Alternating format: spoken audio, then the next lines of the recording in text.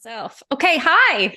Hi, welcome to the Coaching Mixer, the podcast where we drink things and talk coaching and have like deep philosophical debates. Yes. Sometimes. Sometimes Sometimes we just talk nonsense. both are fun. I think both are fun. Both How are are very you? fun. I am good. I'm looking outside. So yesterday it was like 85 and sunny, and so I hmm soaked up all the vitamin D and was like feeling amazing. And it is now snowing Yeah, outside. So we that's are in the same interesting. weather system, my friend, from far away. I'm so sorry. It was really nice to get a couple of days of hmm warmth, though. Yeah, my we went on a hike this weekend. We were like maybe a little bit ambitious because it was like it's a lovely day. Let's go for a hike in this place where I grew up, and I know that there's going to be ice on the trail, but they're very winding, like hilly Ooh. trails. And so I was like, just grateful I didn't fall and break anything. I'm also Like, that's a grateful for that. win. Yes. Wait, so did you have like crampons or anything? No, I was wearing Wow. running shoes. I should have known better. And, the only person in my family who had boots was my 8-year-old. And he also like doesn't he's lower to the ground. He doesn't care. He's Right. not a 40 something woman. He's Right. not He's worried like about made his of bones. So he was he's made like of rubber like skating children. down the hill kind of backwards in his Oh boots, my like God. scooting in the middle, like just I was the opposite. I was like tenderly walking, but In the vein of talking about feeling our age, I a couple of weeks ago I hurt my back shoveling snow and I mhm. like got over it, and then I kid you not, I sneezed Yep. wrong. And my back was like, nope, you're gonna be out for like 4 days. So Yeah. that's a fun thing about turning 40. Yeah, it's real. And the thing I say to, some of my clients who've experienced chronic pain, and I've gone through chronic pain, is like you are more body aware than other people. And I feel like that starts to happen at this age. Like you take better care because yeah, If you you might know sneeze wrong. consequences. Might Yeah. sneeze wrong and have to lay on the floor. I was like, I am either standing at my desk or laying on the couch. I still am because it still hurts a little Oh, bit. I'm sorry. Well, if you need to move Thank you. around or Yeah, whatever, I will be like yeah, naturally fidgeting just because when I'm standing, that's what I yeah, do. yep. Yeah. So, Erin, what are you drinking today? Oh, okay. I don't, it doesn't have a name yet. Mm. Um, you suggested ginger, Yes. So our ginger theme is like inspired. some ginger Yeah. inspired We're beverage. we're warding off any spring colds with our ginger, There we go. promoting good digestion with our gingery drinks. So this is Steve made it again. Thank you, Steve. He muddled some ginger. It's 2 ounces of bourbon, 1 ounce of lime juice, and half an ounce of Campari, and then some ginger bitters. Nice. Yeah. And it is delightful. But I was That saying sounds before we great. started, I was like, I had to like stuff my face a little bit before. I was like, I better not have this on no food, or else this will be a very different episode. Yeah, it does sound pretty strong Yeah. and delicious. Yours also looks really Um, pretty. Mine's a little red. Yours is yeah. beautiful. So I was at Jordan and I went to a chocolate expo festival over the weekend, and they Oh, had chocolate, but they also had like some beverages.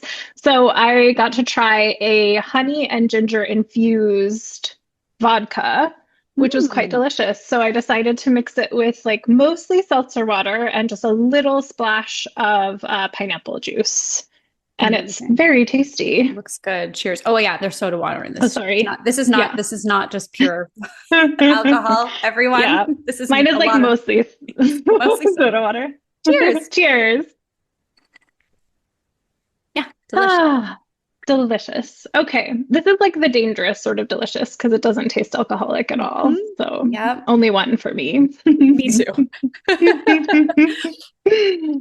Okay, so we got another listener Yay, question. amazing. So today the question, there are a few, so if we have time, we can go into the others. Yeah. But the first one is um, just like talking a little bit about short-term versus long-term clients, and like specifically with long-term clients, how we as coaches navigate like offering long-term support while simultaneously like discouraging dependency or cultivating dependency, and like how to tell the difference as well between a client who is like just living and wanting ongoing support for that Mhm. experience and a client who is like growing dependent Mhm. on us.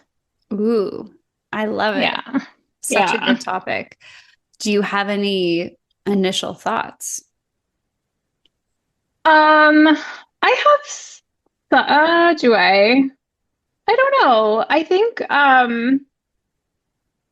for one thing, I think dependency can be a thing to look out for both in like any length of relationship. And I think there are some signs of that. It's not like a terrible thing if it happens. It's actually really good to like notice it happening. What are some signs? Like, can we talk about that a little bit? I mean, I can talk about it, I think, theoretically, but I don't know that it's ever happened to me. Oh, wow. I have some long-term clients. I have clients I've worked with since I began coaching. Um, Hmm. but I think the way that maybe I've been lucky enough to avoid it, or I just like work with certain type of people where that's not, Hmm. they're not like, I need you to solve my problems or think through things. Is I think I mean, I know this happens with therapists. I have a therapist friend, and this is something that she always has to be aware of. But I think maybe the reason I don't really have any experience with it is I'm always kind of referring to them as the ultimate expert. Mm, yeah. So I actually do offer a lot of thinking partnership. I offer people a lot of ideas. Um, but I have like no attachment to what I throw out there because I'm more Hmm. interested in whether it resonates with them or it doesn't, if it's getting closer or it's not. I never assume that like I'm going to listen to someone tell me their thing and I'm going to be like, all right, here's exactly what's going on and exactly what we have to do. Um, I wish I could do that in some ways, but I don't think I'm arrogant enough to think I like have someone all figured out, even if I have worked with them for a long term, for the long term. And it's something really intentional is for me not to assume things about my clients who I have been with for a number of years. Like that is actually Mm, something I have to really be conscious of, is not just saying, oh yeah, this particular decision is just like that other one that you dealt with 2 years ago. I have to kind of hmm. remember like you're an evolving person. What you need is different. This situation might look similar, but it's also different. So it's kind of like catching myself when I feel like maybe I'm making this three-dimensional person like a cardboard cutout of themselves and not, yeah, not that person. It's a long-winded Yeah. answer to say I don't really know what it looks like. Yeah. I don't think that's long-winded. I think it actually highlights like for one thing, dependency is a spectrum. For another thing, I don't think we need to relate to it as like a boogeyman. Like I think we're all human beings are interdependent to some extent, and like it's not necessarily fundamentally a problem. The coaching that I prefer, like what you described, I do personally not, I don't think coaching should be cultivating dependency because of what you said about like relating to client as the expert.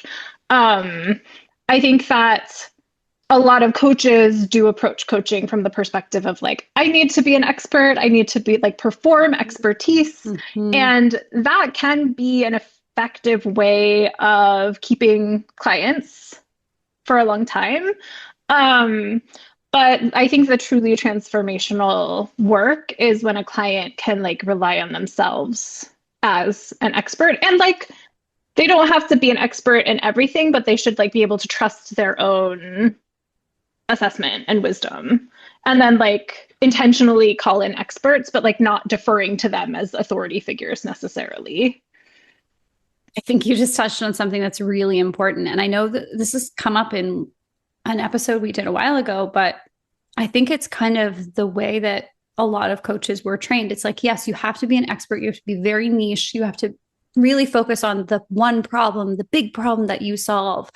I actually think that you're right. That approach might inspire people to feel like they really need to work with someone.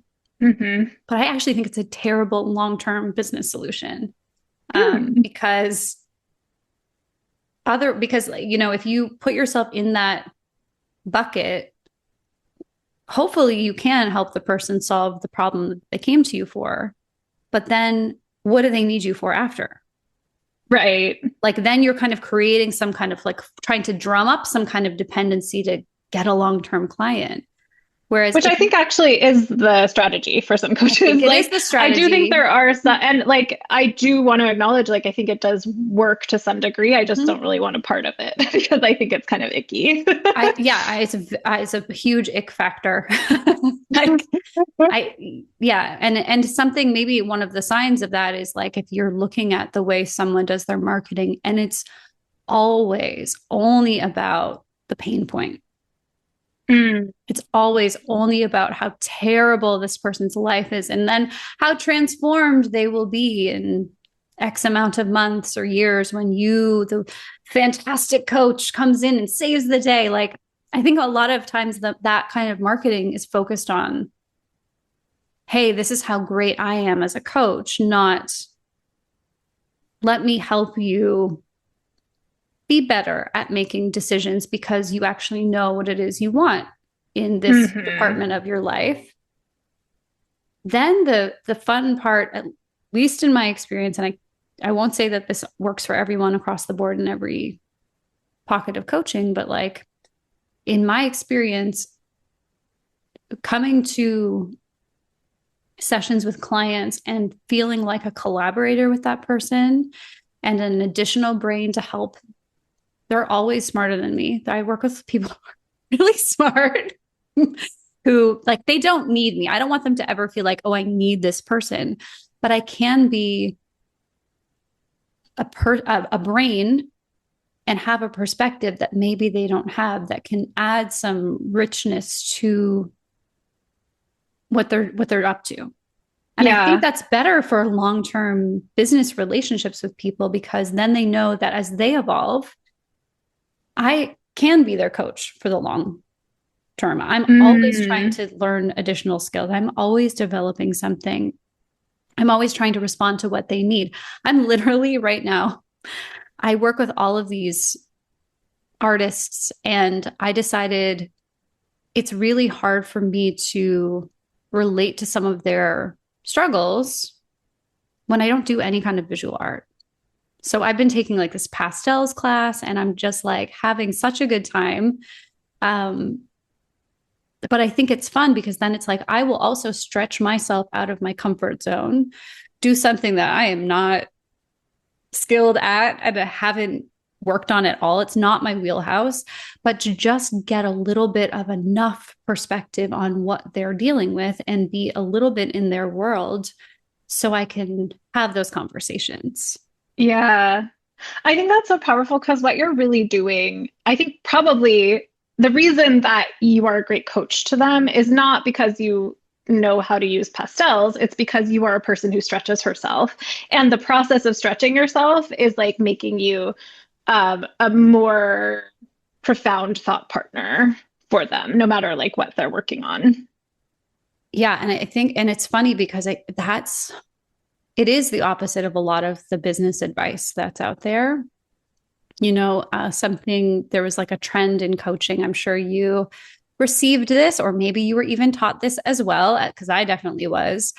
It's like, here's how you create a long-term client is every single week before their session starts, you to ask, how did that thing go? How are you doing? Did you make progress? So that at the end of their coaching package, you can go back and say, here's your transformation. Here's all of the accomplishments. Here's all of the work we did together. It's obvious you should continue working with me. Yeah. And then like, here's what you could do if we continued to Right. work together. Yeah. And yes, it's not an ineffective style of working, but I think it puts the coach in the position of, what's that old movie? Like the always be selling. Oh, like yeah. always be closing. Yeah. It puts you in this position where you're always in a sales conversation with your client in a way that does not, I don't, at least for me, maybe other people can juggle these things, but I can't focus on being 100% present with them if on the back of my mind I'm like, ooh, how do I get this person to renew? Ooh, I'm going to make a note of that so they remember that we had this amazing breakthrough today, and like, let's wrap it up. What are your takeaways? What are you going to do? Like all of this extra kind of salesy stuff. It's not a bad thing, but I think it distracts from the deeper work that you can potentially do with someone, and kind of the self-trust that the work that you're doing with someone will matter enough that if it's right for that person to continue working with you, they will just do it. Yeah. I think it is kind of a bad thing. I'm going to say that. I don't think the activity of keeping track of what your client is creating and your client's breakthroughs, I don't think that's a bad thing. No. I think being in a coaching, and I say bad, not in that like you're a bad person or this is entirely black and white and you should be shunned if you do this. I say bad in that like I try to avoid it, but like I don't think it's a good approach to coaching. I don't think it's going to lead to as effective coaching. I don't feel like I would be in integrity as a coach if I were approaching coaching conversations with my own agenda to get the person to renew. That just feels like so gross to me. This person is paying for like my time, my viewpoint, my philosophy, my energy. They're paying for their own transformation. I don't like the idea of coming into that being like, I'm going to get them to pay for more. Like, how am I going to do that? That just feels like it muddies my role as a coach in a way that I really don't like. I agree. And, I understand why sales trainings will teach that, because if you've never been an entrepreneur, you might feel really awkward about selling. And then some people err on the side of like not letting their client know that their last couple sessions are coming up. And, would it be helpful to continue working together?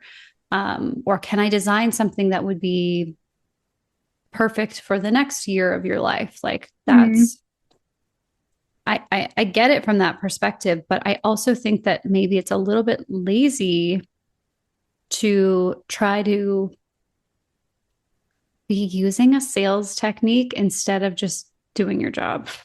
Yeah, because your job does involve making sure, creating a space where a client is acknowledging the amazing breakthroughs they're having. So like, I think that's maybe the nuance to the conversation.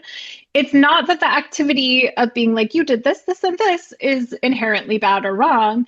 It's that there's a much better way to approach that. Like, is your client dismissing all of the stuff they're creating? Are they overlooking their transformation? Are they still beating themselves up even though they've like created amazing breakthroughs in their lives? Let's approach that from a coaching perspective and get curious about why, and maybe challenge them around it using our own experience of what they've created. Yeah. That's going to be so much more transformative for the client than like, here's what you did. Would you like to continue with me? Yeah. And behind door number 3, just imagine what we'll do next. Right? Yeah, I mean, I love this exploration because I think it's something that I guess if it's working for people and you really feel like you're delivering and it's not an issue at all, like maybe it's perfect and we're just You and I have a different opinion. But I think that Absolutely. the way to test this for yourself, if you're a coach or a consultant, or you're just doing anything where your energy and attention create some, like, I know intimacy is kind of a weird word to use, but it is like a level of Yeah. relationship that's really deep and for Hmm. people. Um, I think just checking if it feels disconnected to have some kind of scripted or rote protocol that you're like socking away till the last couple sessions. Yes, You and I both talked about absolutely. this like way back when too, but like neither one of us do sales conversations during paid client sessions. Nope. I just think that's incorrect. Yeah. It's incorrect to do. Yes. Hmm. Yeah, and I mean, I know that that's off limits for you as well.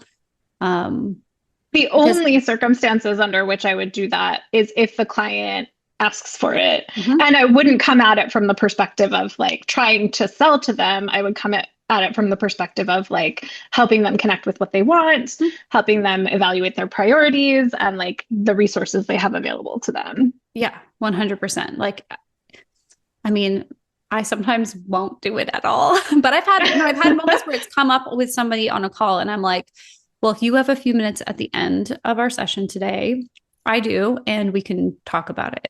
But Hmm. let's keep with the theme and I'll put that, to the future and we can I kind of explicitly say I don't want to do anything that feels like a sales conversation while you're in an emotional place. Yes. Yeah, it just feels icky, feels Yeah, not nice. absolutely. Yeah, I totally agree with that. Yeah, I also think Um, the relationship based, like I like relationship based sales. That's how I've always preferred to be sold to, and it's how I now work. But I think about the best salespeople that I know, they just like they're not the people who like go stand up at a conference and subtly drop hints that they're this and that and whatever like nonsense people do. They're the people that get up and they offer something really brilliant. And you can tell that they really care and they share something that's genuinely valuable to the audience.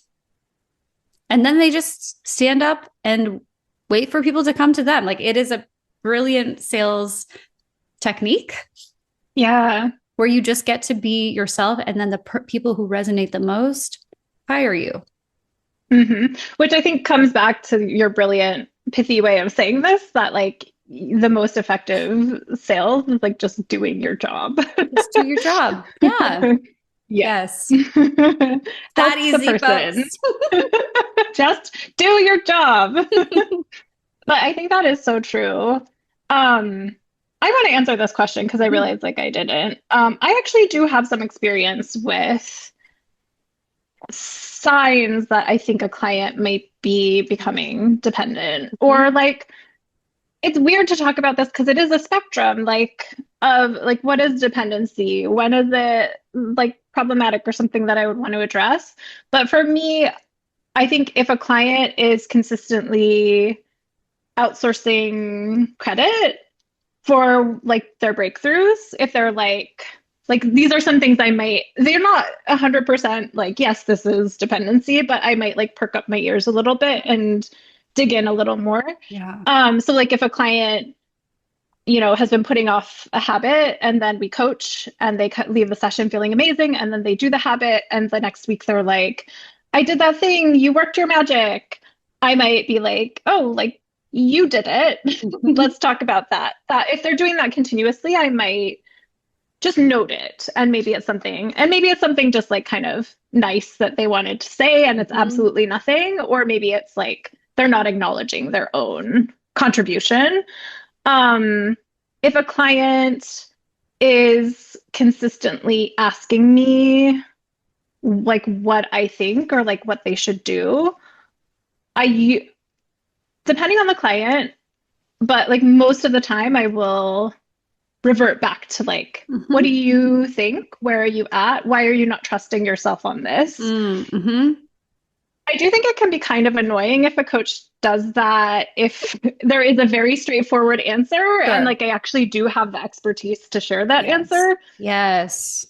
I don't want to be like withholding information from them. And also, I do relate to the client as an expert, and I Mhm. want them always to be claiming their authority in the Mhm. coaching experience. So I would try to like navigate ways to invite that.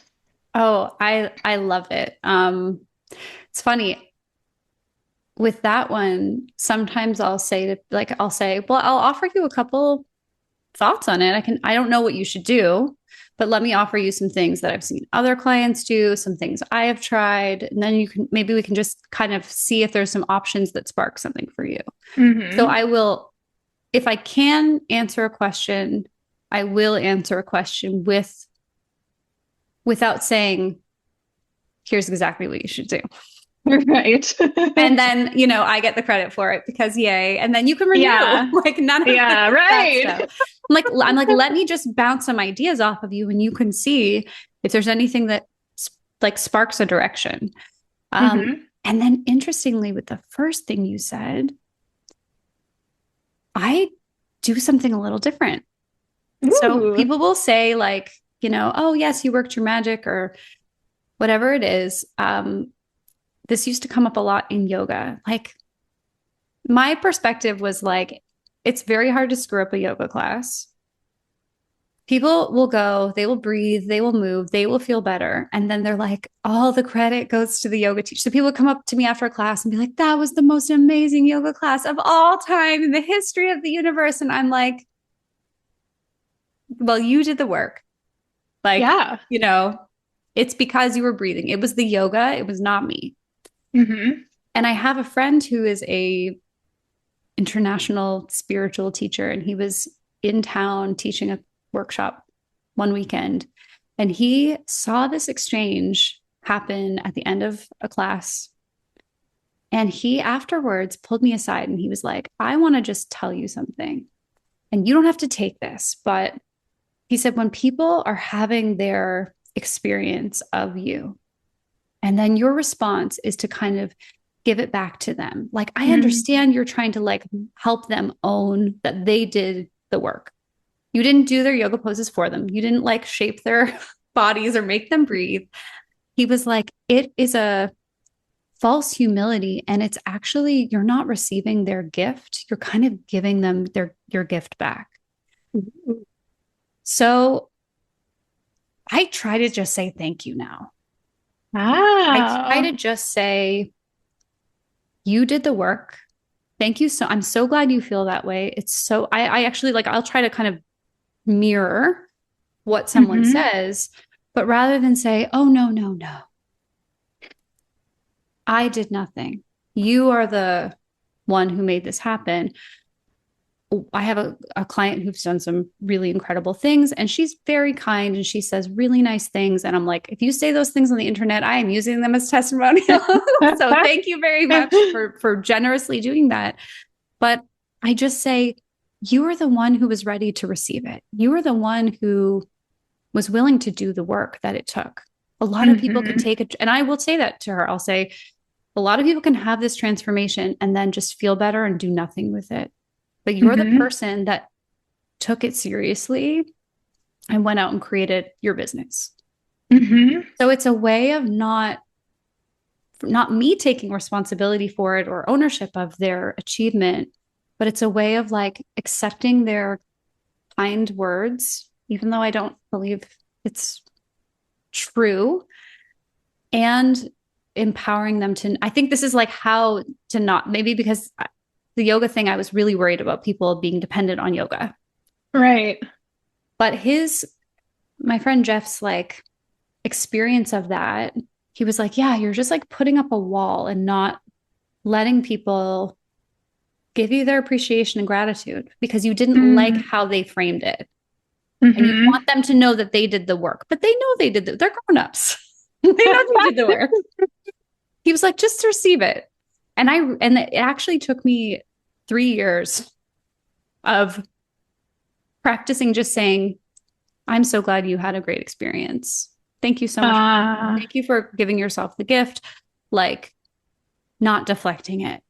Very uncomfortable. But I try to like take some essence of that into the coaching because I also know like if I said to you, Elena, you're just like the most loving, curious, interested, thoughtful person.